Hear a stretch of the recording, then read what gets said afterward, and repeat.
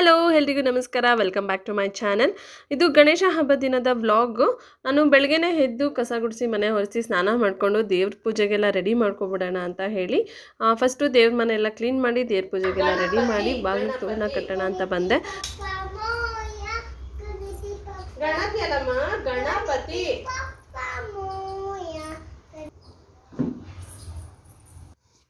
ನಮ್ಮ ಮಾರಿಷಿ ದಿನ ಸ್ನಾನ ಆಗಿಲ್ಲ, ಅವಳು ಲೇಟಾಗಿ ಎದ್ದಿದ್ಲು. ಇವಾಗ ಅವಳಿಗೂ ಸ್ನಾನ ಮಾಡಿಸ್ಬಿಟ್ಟು ರೆಡಿ ಮಾಡಿಬಿಡ್ತೀನಿ. ಇವತ್ತು ಈ ರೀತಿ ರಂಗೋಲಿ ಹಾಕಿ ಬಣ್ಣ ತುಂಬಿದ್ದೀನಿ. ಹಾಗೆ ಎಲ್ಲ ದೇವ್ರ ಪೂಜೆ ಮಾಡೋದಕ್ಕೆಲ್ಲ ರೆಡಿ ಮಾಡಿಟ್ಟು ಅಡುಗೆ ಮನೆಗೆ ಬಂದೆ. ನೈವೇದ್ಯಕ್ಕೆಲ್ಲ ರೆಡಿ ಮಾಡ್ಕೊಂಬಿಡೋಣ ಅಂತ ನಾನು ಸ್ನಾನ ಆಗಿದ ತಕ್ಷಣವೇ ಕಡಲೆಬೇಳೆ ಎಲ್ಲ ನೆನೆಸಿ ಇಟ್ಟೋಗಿದ್ದೆ. ಹಾಗೆ ಅಕ್ಕಿ ಕೂಡ ನೆನೆಸಿದ್ದೆ. ಹಸಕ್ಕಿ ತಂಬಿಟ್ಟು ಮಾಡ್ಕೋಬೇಕಲ್ವ, ಅದಕ್ಕೆಲ್ಲ ನಾಗರ ಹತ್ರ ಹೋಗಿ ಪೂಜೆ ಮಾಡ್ಕೊಂಬರ್ಬೇಕು. ಅದಕ್ಕೆ ಅದೆಲ್ಲ ಸ್ನಾನ ಮಾಡಿಕೊಂಡು ನೀಟಾಗಿ ಫ್ರೆಶ್ ಆಗೇ ಮಾಡಬೇಕು.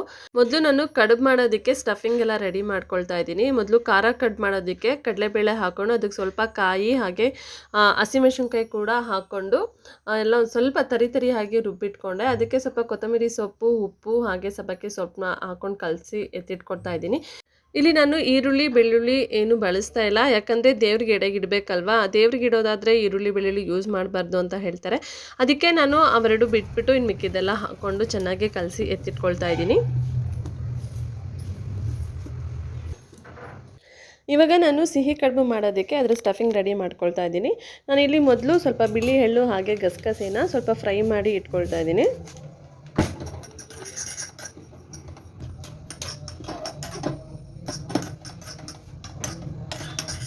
ನಾನಿವಾಗ ಒಂದು ಜಾರಲ್ಲಿ ಸ್ವಲ್ಪ ಕಡಲೆಪಪ್ಪು ಹಾಗೆ 2 ಏಲಕ್ಕಿಕಾಯಿ ಹಾಕ್ಕೊಂಡು ಪುಡಿ ಮಾಡ್ಕೊಬರ್ತೀನಿ.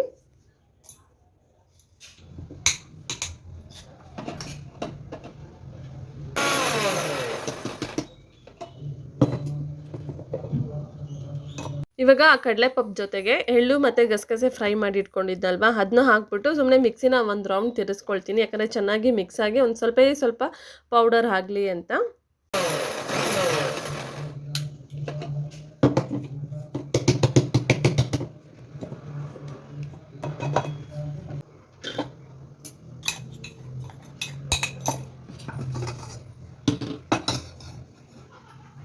ಇವಾಗ ನಾನು ಒಂದು ಪಾತ್ರೆ ಇಟ್ಕೊಂಡು ಅದಕ್ಕೆ 1 ಕಪ್ ಆಗೋಷ್ಟು ಬೆಲ್ಲ ಹಾಕ್ಕೊಳ್ತಾ ಇದ್ದೀನಿ. ಆ ಬೆಲ್ಲದ ಜೊತೆಗೆ 1 ಕಪ್ ಆಗೋಷ್ಟು ಹಸಿ ತೆಂಗಿನಕಾಯಿ ತುರಿ ಹಾಕ್ಕೊಳ್ತಾ ಇದ್ದೀನಿ. ಅದ್ರ ಜೊತೆಗೆ ಒಂದು ಸ್ಪೂನಷ್ಟು ತುಪ್ಪ ಹಾಕ್ಕೊಳ್ತಾ ಇದ್ದೀನಿ. ತುಪ್ಪ ಹಾಕ್ಕೊಳ್ಳೋದ್ರಿಂದ ತುಂಬ ಚೆನ್ನಾಗಿರುತ್ತೆ. ಯಾವುದೇ ಸಿಹಿ ಅಡುಗೆ ಮಾಡ್ಬೇಕಾದ್ರೆ ಈ ರೀತಿ ತುಪ್ಪನ ಸೇರಿಸ್ಕೊಂಡ್ರೆ ತುಂಬ ಚೆನ್ನಾಗಾಗುತ್ತೆ.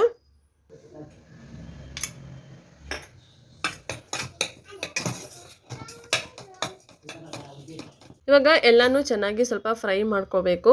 ಇಲ್ಲೇನು ಬೆಲ್ಲ ಏನು ಪಾಕ ಬರೋ ಥರ ಏನು ಹುರ್ಕೋಬಾರ್ದು. ಪಾಕ ಏನಾರ ಬಂದರೆ ಸ್ಟಫಿಂಗ್ ಗಟ್ಟಿಯಾಗಿ ಹೋಗ್ಬಿಡುತ್ತೆ. ಸುಮ್ಮನೆ ಅದು ಚೆನ್ನಾಗಿ ಎಲ್ಲ ಮಿಕ್ಸ್ ಮಾಡಿಕೊಂಡು ಒಂದು ಸಲ ಆದರೆ ನೀರೆಲ್ಲ ಬಿಟ್ಕೊಂಡು ಅದು ನೀರು ಡ್ರೈ ಆಗೋಷ್ಟು ಹುರ್ಕೊಂಡ್ರೆ ಸಾಕು, ಚೆನ್ನಾಗಿರುತ್ತೆ. ತೆಂಗಿನಕಾಯಿನ ಸ್ವಲ್ಪ ಸಣ್ಣದಾಗಿ ತುರ್ಕೊಬೇಕು. ಅದೇನಾದ್ರು ದಪ್ಪ ಬಂದರೆ ಮಿಕ್ಸಿ ಜಾರ್ಗೆ ಹಾಕ್ಕೊಂಡು ಒಂದು ರೌಂಡು ಗ್ರೈಂಡ್ ಮಾಡಿಕೊಂಡ್ರೆ ಸಣ್ಣದಾಗುತ್ತೆ. ನನಗೆ ಟೈಮ್ ಇರಲಿಲ್ಲ, ಹಾಗಾಗಿ ಸ್ವಲ್ಪ ತೆಂಗಿನ ತುರಿ ದಪ್ಪ ಆಗೋಯಿತು. ಅದನ್ನು ಹಾಗೆ ಹಾಕ್ಕೊಂಡು ಫ್ರೈ ಮಾಡ್ಕೊಳ್ತಾ ಇದ್ದೀನಿ.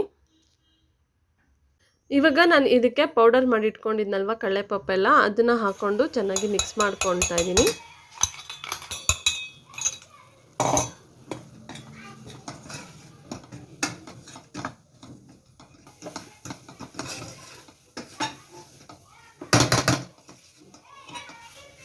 ಕೈನ ತೇವ ಮಾಡ್ಕೊಂಡು ಈ ರೀತಿ ಉಂಡೆ ಕಟ್ಕೊಂಡ್ರೆ ಈ ರೀತಿ ನೀಟಾಗಿ ಬಂದರೆ ಅದು ಆಗಿದೆ, ಸ್ಟಫಿಂಗ್ ರೆಡಿಯಾಗಿದೆ ಅಂತ. ಕಡುಬು ಮಾಡೋದಕ್ಕೆ ಖಾರದು ಹಾಗೆ ಸಿಹಿದು ಸ್ಟಫಿಂಗ್ ರೆಡಿ ಮಾಡಿ ಇಟ್ಕೊಂಡೆ. ಇವಾಗ ನಾನು ತಂಬಿಟ್ಟುಗಳು ಮಾಡ್ಕೊಳ್ತಾ ಇದ್ದೀನಿ. ನಾನು ಹಸಕ್ಕಿ ತಂಬಿಟ್ಟು ಮಾಡೋದಕ್ಕೆ ಅಕ್ಕಿನ ನಾನು ಬೆಳಗ್ಗೆನೇ ಸ್ನಾನ ಮಾಡಿಕೊಂಡು ಚೆನ್ನಾಗಿ ತೊಳೆದು ನೆನೆಸಿಟ್ಟಿದ್ದೆ. ಇವಾಗ ಅದನ್ನು ಒಂದು ಬಟ್ಟೆಗೆ ಎಲ್ಲ ಸ್ಟ್ರೈನ್ ಮಾಡಿಕೊಂಡು ಒಂದು ಅರ್ಧ ಗಂಟೆ ಅದನ್ನ ಒಣಗಾಕೊಂಬಿಡ್ಬೇಕು ನೆರಳಲ್ಲೇ.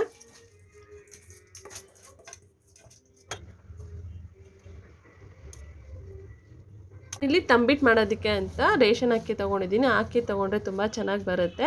ಈ ರೀತಿ ಒಂದು ಅರ್ಧ ಗಂಟೆ ನೆರಳಲ್ಲೇ ಒಣಸ್ಕೊಂಡ್ರೆ ಸಾಕು. ಒಂದು ಅರ್ಧ ಗಂಟೆ ಆದಮೇಲೆ ಅದು ಅಕ್ಕಿ ಇನ್ನೂ ಸ್ವಲ್ಪ ತೇವ ಇರುತ್ತೆ, ಪರವಾಗಿಲ್ಲ. ಅದನ್ನು ಮಿಕ್ಸಿ ಜಾರ್ಗೆ ಹಾಕ್ಕೊಂಡು ಪೌಡರ್ ಮಾಡ್ಕೋಬೇಕು.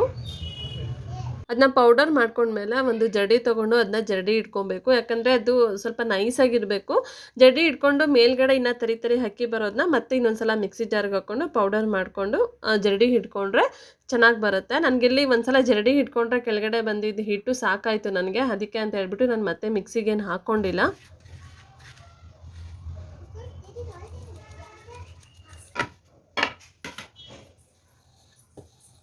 ಜರಡಿ ಇಟ್ಕೊಂಡಂಥ ಪೌಡರ್ನ ನಾನು ಮತ್ತೆ ಮಿಕ್ಸಿಗೆ ಹಾಕ್ಕೊಂಡು ಅದಕ್ಕೆ 1 ಕಪ್ ಆಗೋಷ್ಟು ಬೆಲ್ಲ ಹಾಕ್ಕೊಂಡು ಮತ್ತಿನ್ನೊಂದು ಸಲ ಗ್ರೈಂಡ್ ಮಾಡ್ಕೊಳ್ತಾ ಇದ್ದೀನಿ. ಯಾಕಂದರೆ ನಾವು ಆ ರೀತಿ ಗ್ರೈಂಡ್ ಮಾಡೋದ್ರಿಂದ ಬೆಲ್ಲ ಮತ್ತು ಅಕ್ಕಿ ಹಿಟ್ಟು ಚೆನ್ನಾಗಿ ಮಿಕ್ಸ್ ಆಗುತ್ತೆ.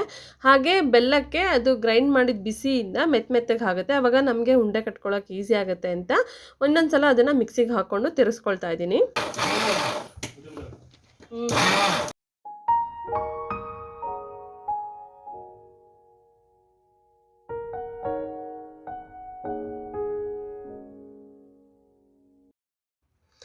ಈ ರೀತಿ ಅದು ಮೆತ್ತಗೆ ಆಗಿರುತ್ತೆ. ಇವಾಗ ಅದನ್ನ ನಮ್ಗೆ ಯಾವ ಸೈಜಿಗೆ ಬೇಕು ಆ ಸೈಜ್ಗೆ ಉಂಡೆ ಕಟ್ಟಿ ಎತ್ತಿಟ್ಕೊಂಡ್ರೆ ಆಯಿತು. ಇದಕ್ಕೆ ಇವಾಗ ನೀರು ಸೇರಿಸೋ ಅವಶ್ಯಕತೆ ಇಲ್ಲ.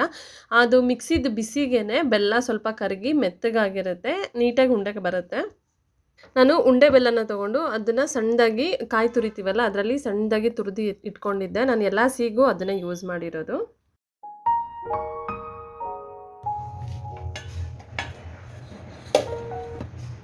ಅಕ್ಕಿದು ತಂಬಿಟ್ಟು ಮಾಡಿ ಎತ್ತಿಟ್ಟಾದ್ಮೇಲೆ ನಾನು ಇವಾಗ ಅದೇ ಜಾರ್ಗೆನೆ ಎಳ್ಳು ತೊಗೊಳ್ತಾ ಇದ್ದೀನಿ. ಎಳ್ಳನ್ನ ನಾನೇನು ತೊಳೆದೇ ಹಾಕಿಲ್ಲ. ಕೆಲವರು ಇದನ್ನು ತೊಳೆದ್ಬಿಟ್ಟು ಅಕ್ಕಿ ಒಣಗಾಕಿದ್ವಲ್ಲ ಅದೇ ರೀತಿ ಅದನ್ನೂ ಕೂಡ ಒಣಗಿಸ್ಕೊಂಡು ಹಾಕ್ಕೊಳ್ತಾರೆ. ನಾನು ಡೈರೆಕ್ಟಾಗೆ ಹಾಕ್ಕೊಳ್ತಾ ಇದ್ದೀನಿ. ಎಳ್ಳನ್ನ ಒಂದು ರೌಂಡು ಗ್ರೈಂಡ್ ಮಾಡ್ಕೊಂಡಿದ್ದಾದಮೇಲೆ ಅದಕ್ಕೆ ಸೇಮ್ ಒಂದು ಕಪ್ ಆಗೋಷ್ಟು ಬೆಲ್ಲ ಹಾಕ್ಕೊಂಡು ಅದನ್ನೂ ಇನ್ನೊಂದು 2 ಸಲ ಗ್ರೈಂಡ್ ಮಾಡಿಕೊಂಡ್ರೆ ಉಂಡೆ ಕಟ್ಕೊಳ್ಳೋ ಹಂತಕ್ಕೆ ಬರುತ್ತೆ.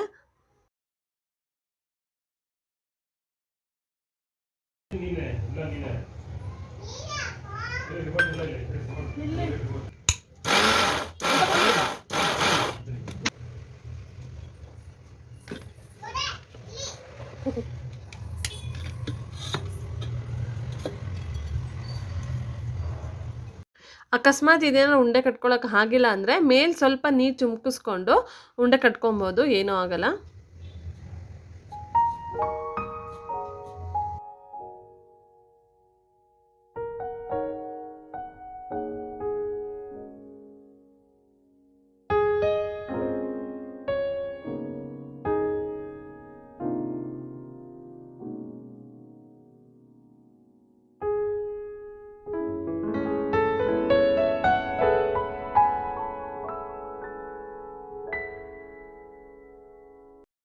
ಇವಾಗ ನಾನು ಕಡುಬು ಮಾಡೋದಕ್ಕೆ ಹಿಟ್ಟು ರೆಡಿ ಮಾಡ್ಕೊಳ್ತಾ ಇದ್ದೀನಿ.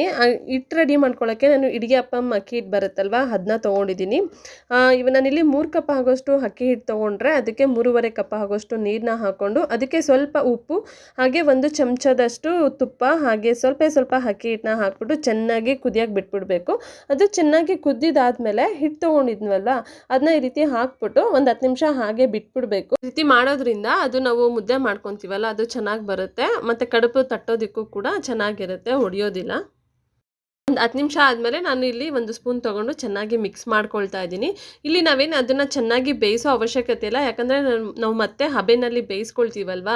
ಇದು ಒಂದು ಸಲ ಬಿಸಿನೀರಲ್ಲಿ ಚೆನ್ನಾಗಿ ಮಿಕ್ಸ್ ಮಾಡಿಕೊಂಡ್ರೆ ಸಾಕಾಗುತ್ತೆ. ಅಷ್ಟೇ, ಸ್ಟವ್ ಆಫ್ ಮಾಡ್ಕೊಂಬಿಡ್ತೀನಿ.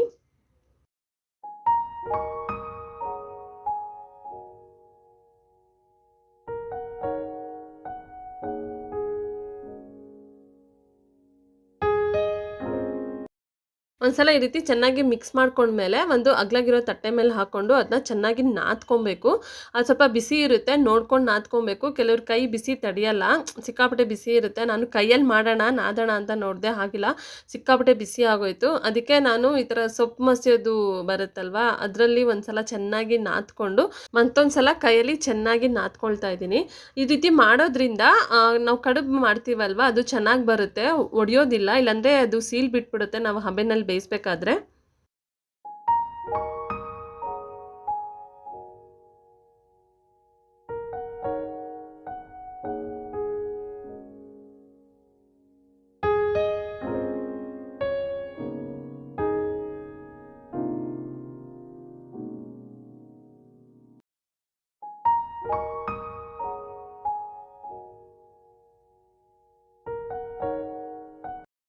ಒಂದ್ಸಲ ಈ ರೀತಿ ನಾದ್ಕೊಂಡಿದ್ದಾದ್ಮೇಲೆ ಅದನ್ನ ಒಣಗಾಕ್ ಬಿಡಬಾರ್ದು. ಒಂದು ಬಟ್ಟೆನ ತೇವ ಮಾಡಿಕೊಂಡು ಅದ್ರ ಮೇಲೆ ಮುಚ್ಚಿಟ್ಕೊಬೇಕು. ಇವಾಗ ನಾನು ಆ ಕಡುಬನ್ನ ಮಾಡ್ಕೊಳ್ತಾ ಇದ್ದೀನಿ. ಪ್ರತಿ ಸಲ ಕಡುಬು ಮಾಡ್ಬೇಕಾದ್ರೂ ನಾವು ಈ ರೀತಿ ಅದನ್ನ ಇನ್ನೊಂದು ಸಲ ನಾದ್ಕೊಂಡು ಮಾಡ್ಕೋಬೇಕು. ನಾನಿಲ್ಲಿ ಒಂದು ಬಟರ್ ಪೇಪರ್ ತೊಗೊಂಡು ಅದ್ರ ಮೇಲೆ ಈ ರೀತಿ ಉಂಡೆ ಮಾಡಿಕೊಂಡು ಹಾಕ್ಕೊಳ್ತಾ ಇದ್ದೀನಿ. ಈ ರೀತಿ ಮಾಡಿಕೊಂಡು ಮೇಲೊಂದು ಬಟರ್ ಪೇಪರ್ ಹಾಕ್ಬಿಟ್ಟು ಈ ರೀತಿ ಒಂದು ಸೊಪ್ಪು ಬಸಿ ಅದರಲ್ಲಿ ಈ ಥರ ಪ್ರೆಸ್ ಮಾಡಿಕೊಂಡ್ರೆ ನೀಟಾಗಿ ಇವನ್ ಆಗಿ ಸರ್ಕಲ್ ಥರ ಆಗುತ್ತೆ. ಇವಾಗ ಅದ್ರ ಮಧ್ಯಕ್ಕೆ ನಾವು ಸ್ಟಫಿಂಗ್ನ ಹಾಕ್ಬಿಟ್ಟು ಆ ಬಟರ್ ಪೇಪರಿಂದನೇ ಈ ರೀತಿ ಫೋಲ್ಡ್ ಮಾಡಿಕೊಂಡ್ರೆ ನೀಟಾಗಿ ಕ್ಲೋಸ್ ಆಗುತ್ತೆ. ಇಲ್ಲಿ ಯಾವುದೇ ರೀತಿ ಮೋಲ್ಡು ಬೇಡ, ಏನೂ ಬೇಡ, ಬೇಗ ಬೇಗ ಆಗುತ್ತೆ. ಈ ಮೆಥಡ್ ಯೂಸ್ ಮಾಡಿದ್ರಿಂದ ನಾನು ಬೇಗ ಬೇಗ ಕಟ್ ಮಾಡ್ಕೊಳ್ಳೋಕ್ಕೆ ಈಸಿ ಆಯಿತು.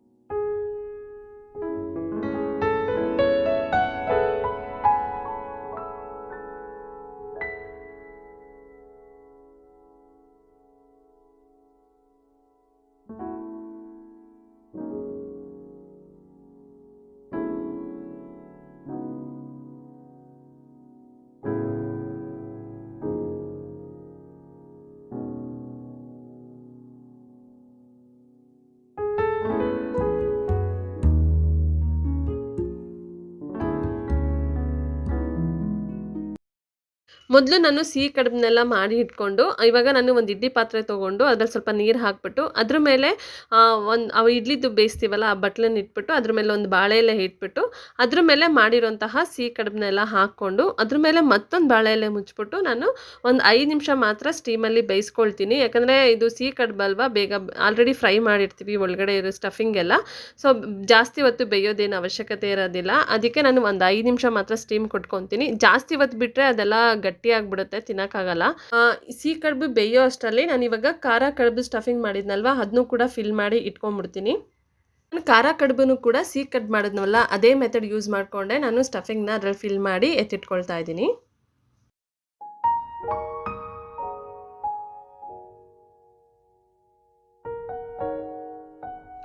ಒಂದು 5 ನಿಮಿಷ ಆದಮೇಲೆ ಸಿಹಿ ಕಡುಬು ರೆಡಿ ಆಯಿತು. ಈ ರೀತಿ ಆಗಿರುತ್ತೆ, ಒಂದು ಕೂಡ ಕೈಗೆ ಅಂಟ್ತಾ ಇಲ್ಲ.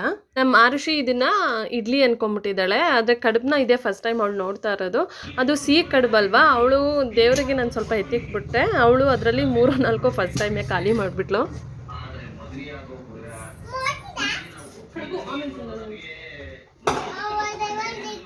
ಬಿಸಿ ಇದೆ ಇಡ್ಲಿ ಅಲ್ಲ ಕಡುಬು.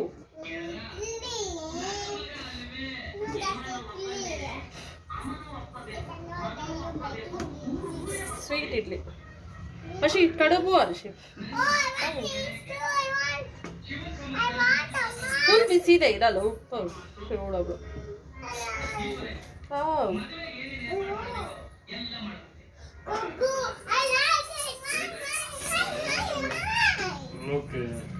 ಅದಕ್ಕೆ ಯಾಕೆ ನಿಮ್ಮ ಅಪ್ಪ ಕೊಡ್ತಿದ್ಯಾ? ಬಿಸಿ ಇದೆ, ಡೋಂಟ್ ಟಚ್. ಇವಾಗ ನಾನು ಅದೇ ಪಾತ್ರೆಗೆನೆ ಖಾರ ಕಡುಬುದನ್ನು ಕೂಡ ಮಾಡ್ಕೊಂಡಿದ್ನಲ್ವಾ ಅದನ್ನ ಇಟ್ಬಿಟ್ಟು ಇದನ್ನ ನಾನು ಒಂದು 10 ನಿಮಿಷ ಸ್ಟೀಮ್ ಮಾಡ್ಕೊತೀನಿ. ಯಾಕಂದರೆ ಒಳಗಡೆ ಖಾರದ್ದು ಸ್ಟಫಿಂಗು ನಾವೇನು ಬೇಯಿಸಿಲ್ಲ ಅಲ್ವಾ, ಅದು ಹಸಿಯಾಗಿರುತ್ತಲ್ವ, ಅದು ಸ್ವಲ್ಪ ಬೇಯಬೇಕಲ್ವ, ಅದಕ್ಕೆ ಒಂದು 10 ನಿಮಿಷ ಇದನ್ನು ಸ್ಟೀಮ್ ಮಾಡ್ಕೊಳ್ತೀನಿ.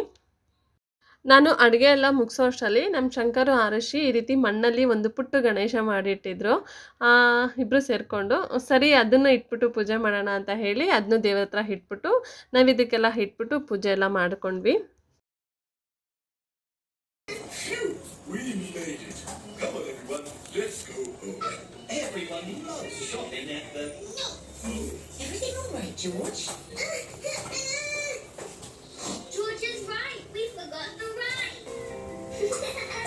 ಪ್ಲೇಟ್ ಮಾಡಮ್ಮ, ಕೊಟ್ಟು ಲಡ್ಡು ಇರುತ್ತೆ.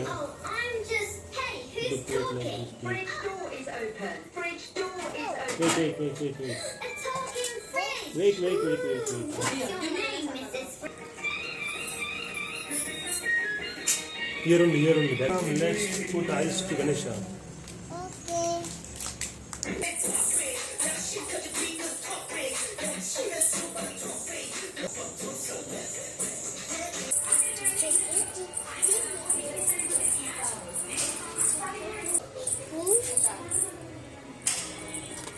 ಬಾ ಹೂವೆಲ್ಲ ಫ್ಲೋರ್ ಹಾಕೋ.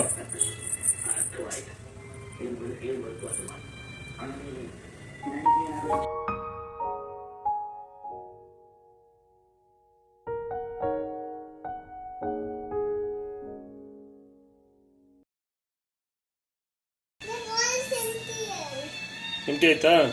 Okay, good job.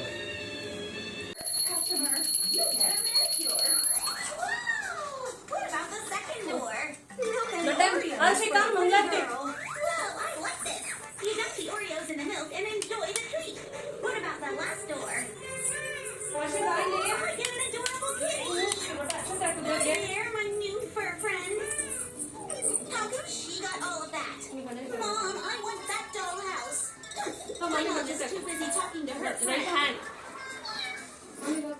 This tea toy is so funny.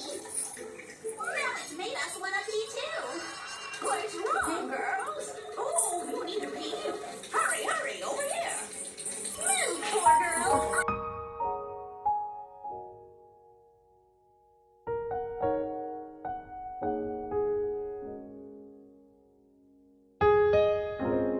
ಇನ್ನು ಮನೇಲಿ ಪೂಜೆ ಎಲ್ಲ ಮುಗಿಸಿ ಇನ್ನು ನಾಗರಕಲ್ ಹತ್ರ ಹೋಗಿ ಪೂಜೆ ಮಾಡ್ಕೊಂಬರೋಣ ಅಂತ ಹೊಟ್ವಿ. ನಾನು ನಮ್ಮ ದೊಡ್ಡಮ್ಮ ಏನೂ ತಿಂದಿಲ್ಲ, ಉಪವಾಸ ಇದ್ದೀವಿ. ನಾಗರಕಲ್ ಹತ್ರ ಹೋಗಿ ಪೂಜೆ ಮಾಡಿಕೊಂಡು ತನಿ ಹರ್ಕೊಂಬರೋವರೆಗೂ ಏನೂ ತಿನ್ನಬಾರ್ದು ಅಂತ ಅಂದ್ಕೊಂಡಿದ್ವಿ. ಬೆಳಗ್ಗೆ ತಿಂಡಿಗೆ ಪಲಾವ್ ಮಾಡಿದ್ದೆ. ನಮ್ಮ ದೊಡ್ಡಮ್ಮನ ತಿನ್ನು ಅಂದರೆ ತಿಂದಿಲ್ಲ. ಅವರು ತನಿ ಹರಿಯೋವರೆಗೂ ನಾನು ಊಟ ಮಾಡಲ್ಲ ಅಂತ ಕೂತಿದ್ರು. ಇನ್ನು ಹಬ್ಬ ಅಂದರೆ ಹಾಗೆ ಅಲ್ವಾ, ಆ ಕೆಲಸ ಈ ಕೆಲಸ ಮಾಡಿಕೊಂಡು ಸ್ವಲ್ಪ ಲೇಟ್ ಆಗೋಯ್ತು. 4 ಗಂಟೆನೇ ಆಗೋಯ್ತು. ಇನ್ನು ಅಲ್ಲಿ ಹೋಗಿ ಪೂಜೆ ಮಾಡಿಕೊಂಡು ಬರೋಷ್ಟರಲ್ಲಿ ಸಂಜೆ 5 ಗಂಟೆನೇ ಆಗೋಯ್ತು. ನಮ್ಮ ಆರುಷಿ ನಮ್ಮ ಜೀವನದಲ್ಲಿ ಬಂದಮೇಲೆ ನಾವು ಫಸ್ಟ್ ಟೈಮು ಈ ರೀತಿ ಎಲ್ಲ ಪ್ರಿಪೇರ್ ಮಾಡಿಕೊಂಡು ನಾಗರಕಲ್ ಹತ್ರ ಹೋಗಿ ಪೂಜೆ ಮಾಡ್ಕೊಂಡು ಬರ್ತಾ ಇರೋದು. ನಮ್ಮ ಆರುಷಿಗಂತೂ ಈ ನಡುವೆ ಬಟ್ಟೆ ಹಾಕೋದು ಒಂದು ದೊಡ್ಡ ಟಾಸ್ಕ್ ಆಗೋಗಿದೆ. ಅವಳು ಯಾವ್ದು ಕೇಳ್ತಾಳೆ ಅದೇ ಬಟ್ಟೆ ಹಾಕಬೇಕು. ಕೊನೆಗೂ ಹಬ್ಬದ ದಿನ ಅವಳು ಹೊಸ ಬಟ್ಟೆ ಹಾಕ್ಕೊಂಡೇ ಇಲ್ಲ. ಅವಳು ಕೇಳಿದ ಬಟ್ಟೆನೇ ಹಾಕಿಸ್ಕೊಂಡಿದ್ದಾಳೆ. ಇನ್ನೇನು ಲೇಟ್ ಆಯ್ತಲ್ಲ, ಇನ್ನು ಅವಳ ಜೊತೆ ಇನ್ನು ವಾದ ಮಾಡೋಕ್ಕಾಗಲ್ಲ ಅಂತ ಹೇಳಿ ಅವಳು ಕೇಳಿದ ಬಟ್ಟೆನೇ ಹಾಕ್ಬಿಟ್ವಿ. ಬೆಳಗ್ಗೆ ಎದ್ದು ಸ್ನಾನ ಮಾಡಿಕೊಂಡು ಸಿಂಪಲ್ ಆಗಿರೋ ಹೊಸ ಬಟ್ಟೆನೇ ಹಾಕಿದ್ಲು. ಇನ್ನು ಇಲ್ಲಿ ದೇವಸ್ಥಾನ ಹತ್ರ ಹೋಗಬೇಕಲ್ಲ, ಅದಕ್ಕೆ ಲಂಗ ಬ್ಲೌಸ್ ಹಾಕೋ ನಾನು ಹೊಲ್ದಿರೋದು ಅಂತ ಹೇಳಿದ್ದಕ್ಕೆ ಹಾಕ್ಕೊಂಡೇ ಇಲ್ಲ ಅವಳು. ಇದೇ ಬಟ್ಟೆ ಬೇಕು ಅಂತ ಇದನ್ನೇ ಹಾಕಿಸ್ಕೊಂಡು ಬಂದಿದ್ದಾಳೆ. ಅಷ್ಟೇ ಅಷ್ಟೇ.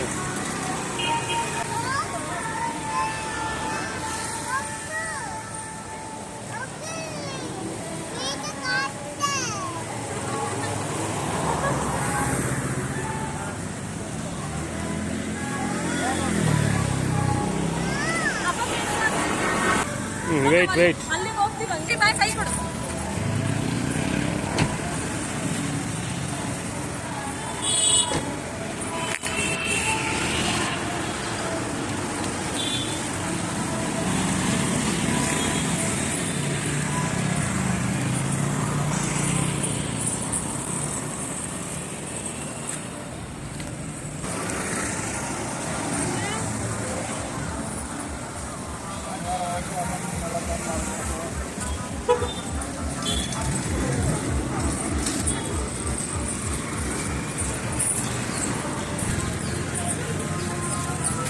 ಸ್ಲೀಪರ್ ಅಲ್ಲೇ ಬಿಡು.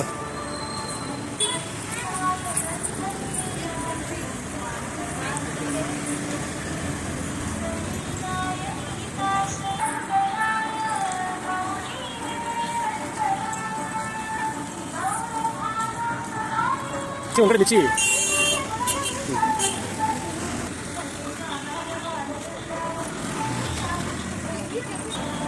ನಿದ್ದೆ ಬಂತಮ್ಮ? ಹರ್ಷಿ ನಿದ್ದೆ ಬಂತಾ? ಅಪ್ಪತ್ಕೊಳ್ಳೇನಾ?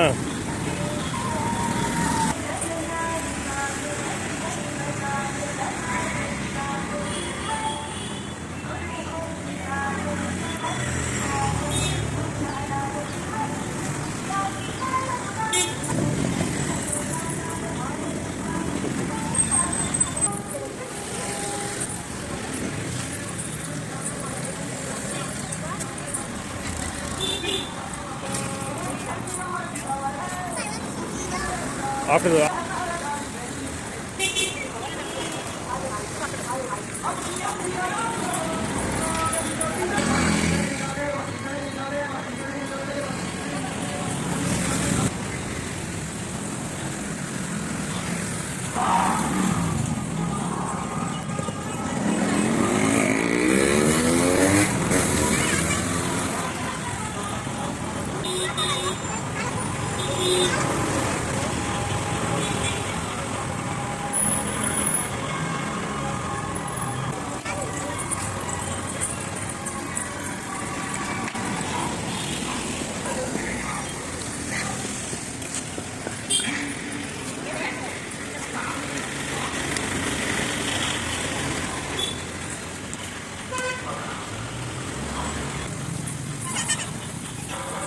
Hello, Darshi.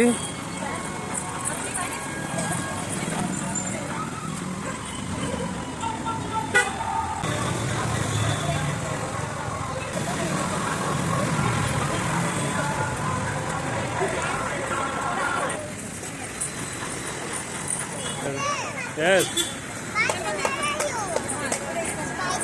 Yes, thanks.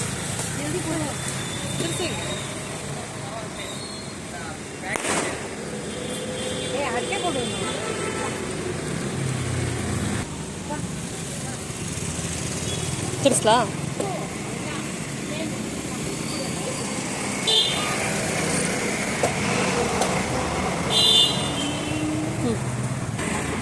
Look.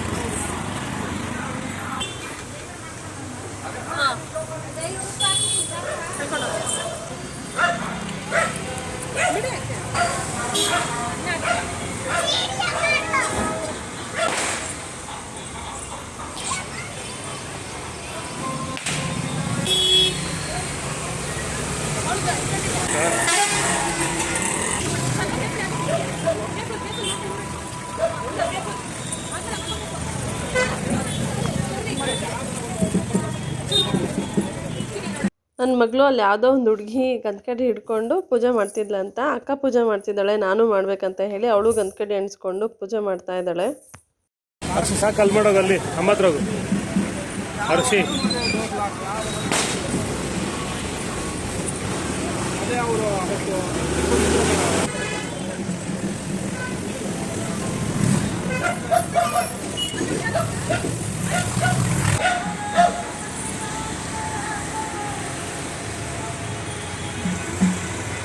ಅಲ್ಲಿ ತೆಗೀರಿ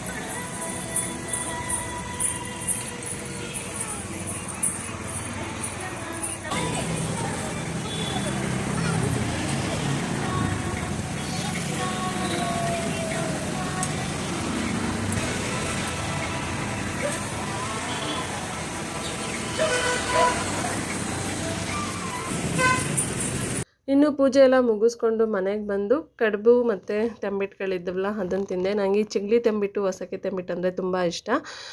ಇನ್ನು ಊಟ ಏನು ಹೋಗಿಲ್ಲ. ಇನ್ನು ರಾತ್ರಿಗೆ ನಾನು ಕಡಲೆಬೇಳೆ ನೆನೆಸಿದ್ದೆ ವಡೆ ಮಾಡ್ಕೊಳ್ಳೋಣ ಅಂತ. ಒಂದು ವಡೆ ಮಾಡಿಕೊಂಡು ಹಾಗೆ ಕೋಸಂಬರಿ ಮಾಡಿಕೊಂಡೆ. ಅವರೆಕಾಳು ಕೂಡ ನೆನೆಸಿದ್ದೆ ಸಾಂಬಾರು ಮಾಡೋಣ ಅಂತ. ಇನ್ನು ಪಲಾವ್ ಮಾಡಿದ್ವಲ್ಲ, ನಾವು ಯಾರೂ ತಿಂದೇ ಇರಲಿಲ್ಲ, ಹಾಗೇ ಇತ್ತು. ಇನ್ನು ಅದನ್ನೇ ಖಾಲಿ ಮಾಡ್ಕೊಂಬಿಡೋಣ ಅಂತ ಹೇಳಿ ಸಾಕು ಅಂತ ಸಾಂಬಾರೇನು ಮಾಡ್ಕೊಳಕ್ಕೆ ಹೋಗಿಲ್ಲ. ಇನ್ನು ವಡೆ ಎಲ್ಲ ಮಾಡಿಕೊಂಡು ಊಟ ಮಾಡ್ಕೊಂಡ್ವಿ.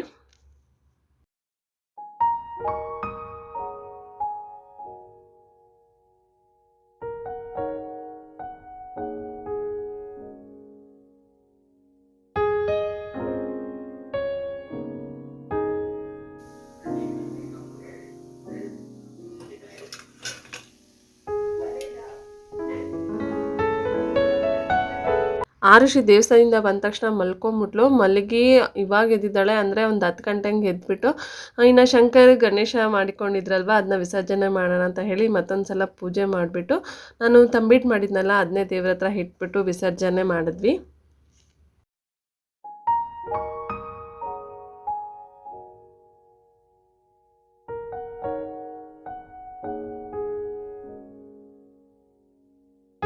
ದೇವ್ರಿಗೆ ಇಟ್ಟಿದ್ನಲ್ವ ಕಡುಬನ್ನ, ಅದನ್ನು ಎತ್ಕೊಂಡು ಹೋಗಿ ತಿಂತಿದ್ದಾಳೆ ರಾತ್ರಿನಲ್ಲೇ. ನಮ್ಮ ಆರ್ಷಿ ಕಡುಬು ತಿನ್ನಲ್ಲ ಅಂತ ಅಂದ್ಕೊಂಡಿದ್ದೆ, ಆದರೆ ಇಷ್ಟಪಟ್ಟು ಚೆನ್ನಾಗಿ ತಿಂದಳು. ಈ ರೀತಿಯಾಗಿತ್ತು ನಮ್ಮನೆ ಈ ವರ್ಷದ ಗೌರಿ ಗಣೇಶದ ಹಬ್ಬ. ಇವತ್ತಿನ ಈ ವಿಡಿಯೋ ಇಷ್ಟ ಆಗಿದ್ರೆ ಲೈಕ್ ಮಾಡಿ, ಶೇರ್ ಮಾಡಿ, ಹಾಗೆ ಹೇಗಿತ್ತು ಅಂತ ಕಮೆಂಟ್ ಮಾಡಿ. ಹಾಗೆ ಇನ್ನೂ ಯಾರೆಲ್ಲ ನನ್ನ ಚಾನಲ್ನ ಸಬ್ಸ್ಕ್ರೈಬ್ ಮಾಡ್ದಿರಾ ನೋಡ್ತಿದ್ರೆ ದಯವಿಟ್ಟು ಸಬ್ಸ್ಕ್ರೈಬ್ ಮಾಡಿ, ಹಾಗೆ ಸಪೋರ್ಟ್ ಮಾಡಿ ಅಂತ ಕೇಳ್ಕೊಳ್ತೀನಿ. ಮತ್ತೊಂದು ವಿಡಿಯೋದಲ್ಲಿ ಮತ್ತೆ ಸಿಗ್ತೀನಿ. ಅಲ್ಲಿವರೆಗೂ ಟೇಕ್ ಕೇರ್, ಬಾಯ್.